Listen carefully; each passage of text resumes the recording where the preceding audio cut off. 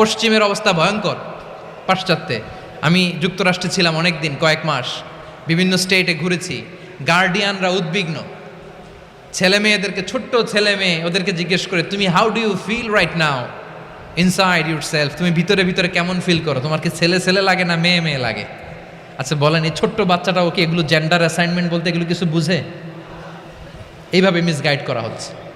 কৌতূহল বশত ছোট্ট ছেলে যদি বলে আমার তো মেয়ে মেয়ে লাগে, তখন বলে যে না তুমি মেয়ে, ছেলে না। মা বাবা বাধা দিলে ওকে আলাদা গভর্নমেন্ট হাউসে নিয়ে যায়। ভয়ঙ্করতম অবস্থা। আমরা একটা সময়ে শুনতাম যে হুজুর আমার ছেলেটা খুব ভালো, হাফেজে কোরআন, আল্লাহওয়ালা। হুজুর আমার ছেলে দাড়ি রাখছে, আল্লাহওয়ালা। হুজুর আমার ছেলে 5 ওয়াক্ত সালাত জামাতের সাথে পড়ে, তার মানে আল্লাহওয়ালা। পশ্চিমে যে আমি কি শুনছি জানেন? ওরা বলে হুজুর আমার ছেলেটা ইউনিভার্সিটির একটা মেয়ের সাথে প্রেম করে, ও খুব আল্লাহওয়ালা, হুজুর দোয়া করবেন। এর কারণ ওদের কাছে আল্লাহওয়ালার ক্রাইটেরিয়া হচ্ছে হুজুর আমার ছেলেটা আরেক ছেলেরে পছন্দ করে নাই, আমার মেয়েটা আরেক মেয়েকে ভালোবাসে নাই, এজন্য আমার ছেলেটা আল্লাহওয়ালা, হুজুর ওর জন্য একটু দোয়া করে দিয়েন। কি চ্যালেঞ্জ ওরা ফেস করতেছে।